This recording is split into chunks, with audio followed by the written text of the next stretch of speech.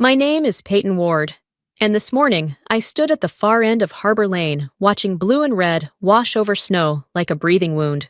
The SUVs were unmarked, the uniforms weren't.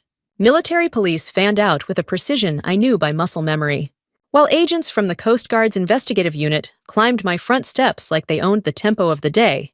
5 days ago, I was still at sea, salt dried into the seams of my jacket, when a text from my father came through a fading signal. "Don't come home for Christmas." Things have changed. I didn't argue. I opened my banking app. The numbers said more than he ever would.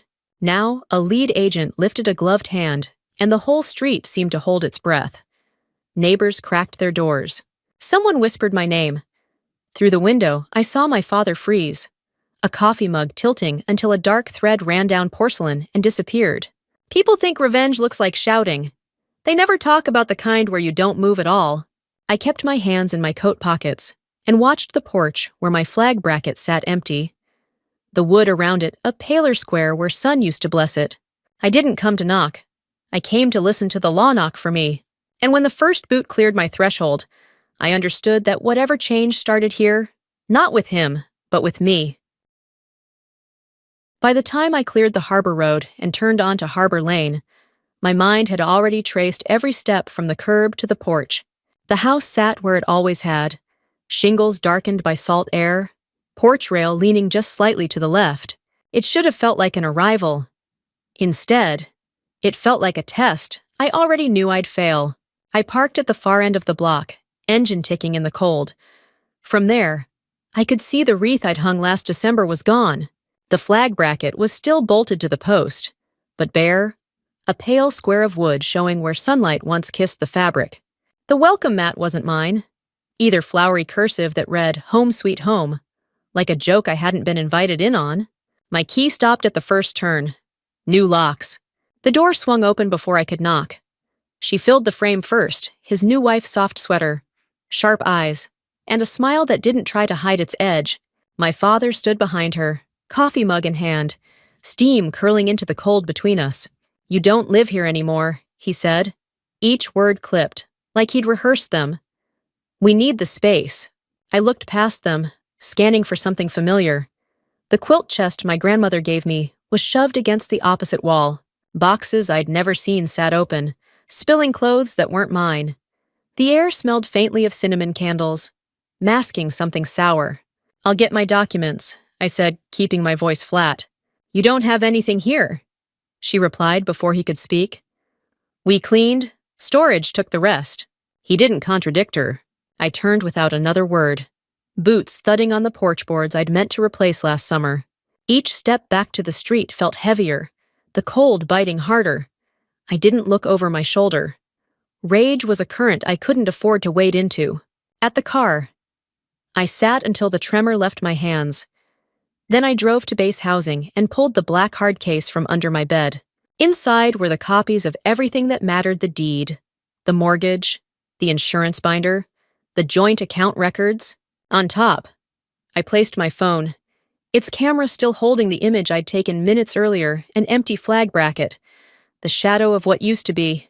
It wasn't just a picture, it was proof, and I knew exactly who needed to see it. I took the photo again, zooming in on the pale outline where the flag used to hang. It wasn't evidence in the legal sense, not yet, but I knew what it meant. In my world, symbols matter. They tell you who belongs. That empty bracket was the first warning that I'd been erased.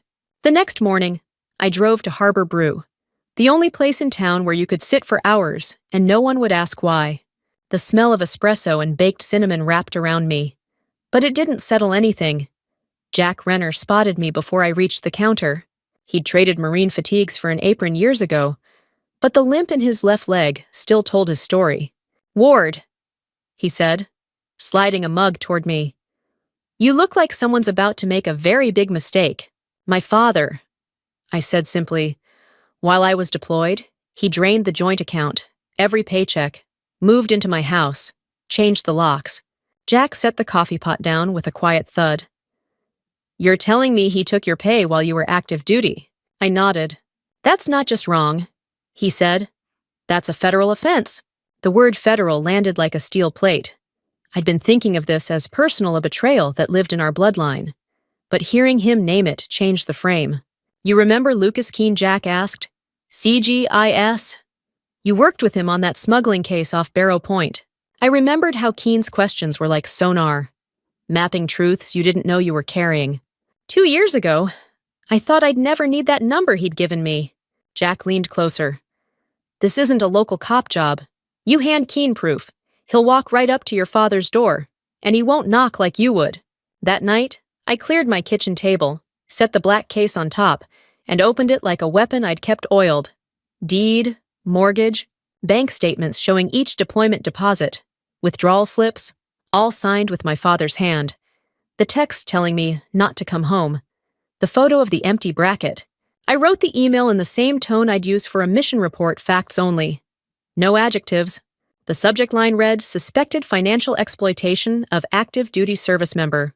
Before I could think myself into hesitation, I hit send. The whoosh of it leaving was louder than it should have been. The reply came faster than I expected, less than an hour after I sent the email. Keene didn't waste words. "Received. Reviewing documents. Will advise. Do not engage directly." That last sentence told me more than the rest. Whatever came next, it wasn't going to be slow. I went through the motions the next day at base housing morning PT. Briefing. Checking inventory, but my head wasn't in any of it. Every time my phone buzzed, I half expected his name to appear again. By noon, it did. Confirming primary residence address. Be available by phone tonight. I read it 3 times, committing the rhythm of those words to memory. Keene wasn't asking for permission. He was setting a clock. That evening, the sun bled out over the harbor, staining the water the same rust red as the old dock pilings. I sat at my kitchen table with the lights off, watching the shadows crawl up the wall. Waiting has a weight to it. Hours stretch and twist until they don't feel like yours anymore. The phone rang at 21:07. "We're moving," Keene said, his voice low but clear. "We have enough for a warrant. Financial records, corroborated with your deployment status. There's probable cause for unlawful eviction and misappropriation of military pay. We'll execute in the morning. You want to be present?" My throat tightened. The part of me that wanted to watch it happen was loud. But another part, the one that still remembered birthdays around that table, hesitated. "I'll be there," I said. He gave me the time and told me where to park so I wouldn't interfere. Then he hung up. No goodbyes. Sleep didn't come. I lay on top of the blankets, fully dressed, boots on the floor, until the first light of morning brushed the blinds. At 07:45, I drove the back route into Harbor Lane, pulling into a side street where I could see the porch. 2 unmarked SUVs rolled in at 08:03. Doors opened. Jackets with bold yellow letters stepped out, their formation clean and quiet. From where I sat, I saw my father open the door. He was still holding a mug, like the day before, but this time he didn't finish his sentence before they showed him the warrant. The moment had started, and there was no taking it back. From my vantage point, I couldn't hear the words, but I knew the cadence official clipped, leaving no room for misunderstanding. Keene stood slightly to the side, letting the uniformed agents handle the reading. My father's face went through 3 changes in the span of a breath: irritation, confusion, and then the slow slide into recognition. He looked past the agents once, scanning the street. His eyes didn't find me. My car was half hidden behind a delivery van, but I recognized the searching. He was looking for the one person who could have set this in motion. The agent stepped inside.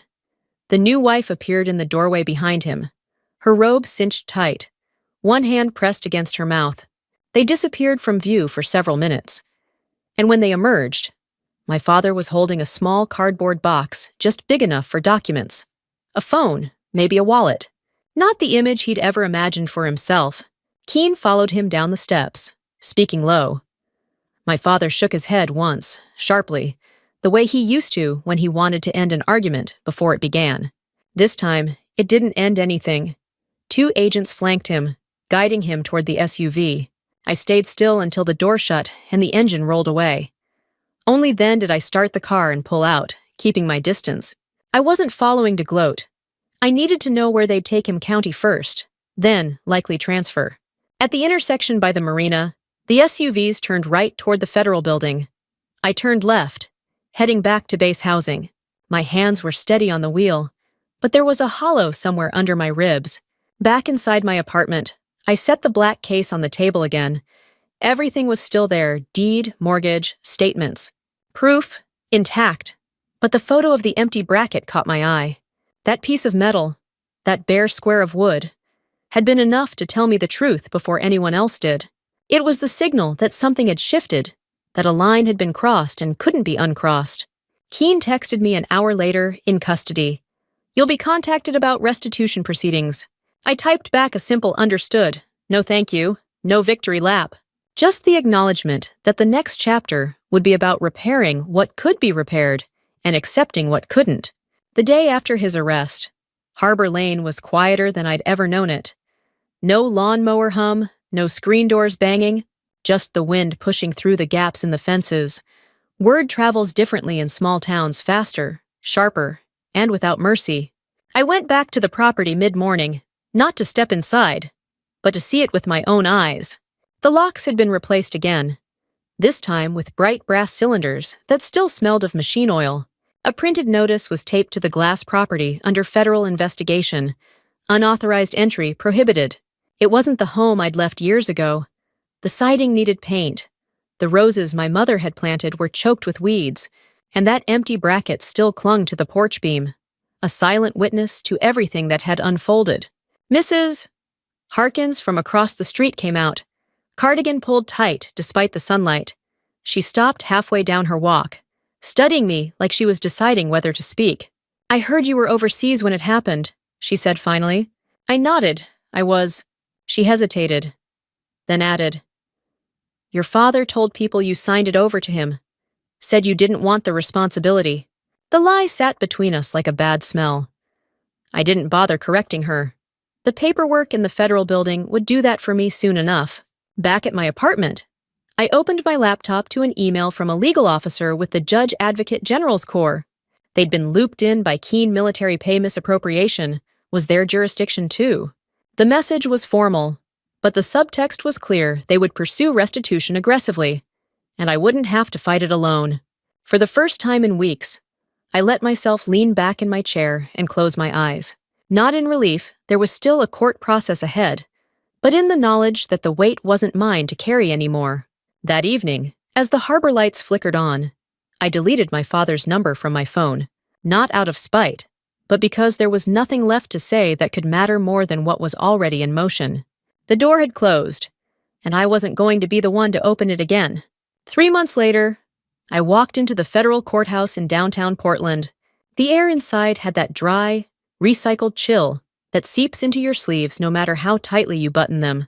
Rows of wooden benches stretched toward the front, where the seal of the United States hung above the judge's bench like a silent command for truth. I hadn't planned to sit in the front, but Keene motioned me forward when he saw me. "You're the complainant," he said quietly. "You get the right view." When they brought my father in, I almost didn't recognize him. The tailored suits and crisp collared shirts were gone, replaced by a county-issued uniform that drained the color from his skin. He didn't look at me. Maybe he couldn't. The prosecutor began laying out the case dates of my deployment, the property transfer filed in my absence, the sudden withdrawal of funds from my military account. Each exhibit was a nail, and the steady hammering of fact after fact filled the room with a rhythm I couldn't ignore. When it was my turn to testify, I walked to the stand and placed my hand on the Bible. The oath felt heavier than I'd imagined, not because I feared lying, but because the truth had the weight of years behind it. I spoke of the day I'd returned to find my home emptied, the bracket where the flag used to hang, the notice taped to the door. I kept my voice steady. Even when describing the moment, I realized my father had been the one to strip it all away. The defense tried to paint it as a misunderstanding, an informal agreement between family members, but the paper trail was too clean, too intentional. By the end of the day, the judge's expression left little doubt about where the decision was heading. He set a date for sentencing and ordered the property restored to my name pending resolution. Outside, the cold air hit me like a wave. Keene was waiting near the steps. "You did exactly what you needed to," he said. I didn't reply right away. I was staring at the flag flying above the courthouse, its edges snapping in the wind. For the first time in years, I felt like the ground under my feet belonged to me again. Sentencing day came with a sky the color of pewter and rain that refused to commit, hanging in the air like a question no one wanted to answer. I sat in the same spot as before, hands folded, eyes fixed on the bench. The judge didn't waste words. He outlined the conviction fraud, forgery, misappropriation of federal funds, and then delivered the sentence: 5 years in federal prison, restitution in full, and a permanent bar from managing or accessing my accounts. My father nodded once, jaw tight, as if agreeing to a business deal rather than hearing the terms of his confinement. When the gavel fell, the room emptied quickly. I stayed seated for a moment, letting the sound of footsteps fade. There was no triumph in me, only the quiet understanding that what had been broken could not be put back in its original shape. Keene walked me out into the damp air. The courthouse flag was still there, moving against the gray sky. And for a fleeting second, I saw the empty bracket on my old porch in its place, a reminder of where this began. Back home. I unlocked the front door to my reclaimed house. The air smelled of fresh paint and sawdust from the repairs. I set my bag down and walked to the porch. The new flag bracket gleamed in the afternoon light. I slid the pole into place, tightened the screw, and stepped back as the fabric caught the wind. It didn't erase what had happened, but it marked something new. This was mine again. Not because I'd inherited it or been gifted it, but because I'd fought for it when no one else would. The phone buzzed in my pocket, a message from a number I didn't recognize. I deleted it without reading. Some doors stay closed for a reason. The weeks after sentencing moved differently, slower, but lighter. I no longer checked over my shoulder or waited for another letter taped to a door that wasn't mine. The house felt lived in again, even on quiet mornings when the only sound was the flag outside catching the wind. I didn't invite people over to celebrate. There was no party, no champagne. Justice isn't something you toast to. It's something you carry forward. And I carried it in the way I walked through my own front door without hesitation, in the way I paid the bills from my own account without fear of someone reaching in to take what wasn't theirs. Sometimes, late at night, I'd pass the bracket on the porch and run my hand over the metal, feeling the cold bite of it. It reminded me of loss, but also of what I'd refused to surrender. My father's absence was a shadow I chose not to chase. Some wounds heal best when left untouched, their lessons etched deeper than any scar. I had my home. I had my name back. And as the flag outside shifted in the evening air, I knew I'd built something no one could steal again, not with a signature, not with a lie, not in this lifetime.